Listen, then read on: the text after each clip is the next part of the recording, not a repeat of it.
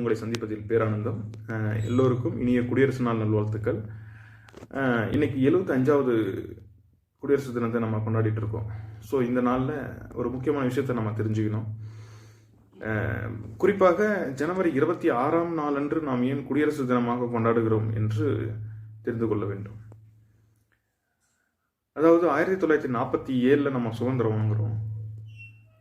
அதன் பிறகு ஒரு நிலையான அரசியலமைப்பு சட்டத்தை உருவாக்க வேண்டும் என்ற ஒரு முடிவுக்கு வருகிறார்கள். அதன் விளைவாக ஒரு வரைவு குழுவையும் ஏற்பாடு செய்கிறார்கள். அதன் தலைமை பொறுப்பை திரு P.R. அம்பேத்கர் அவர்களிடம் கொடுக்கிறார்கள். அந்த வரைவு குழு ஒரு 2 ஆண்டுகளாக அந்த சட்டத்திட்டங்களை எல்லாம் வகுக்கிறார்கள்.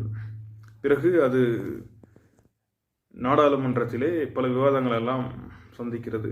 பல விவாதங்களுக்கு அப்புறம் 308 நாடாளுமன்ற உறுப்பினர்களின் கையெழுத்தோடு 1950 ஜனவரி 26 அன்று அமலுக்கு வருகிறது.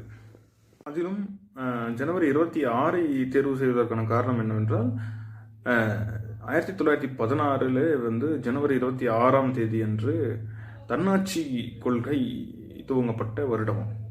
ஸோ அதனால தான் அந்த நாளை தேர்ந்தெடுக்கிறார்கள்.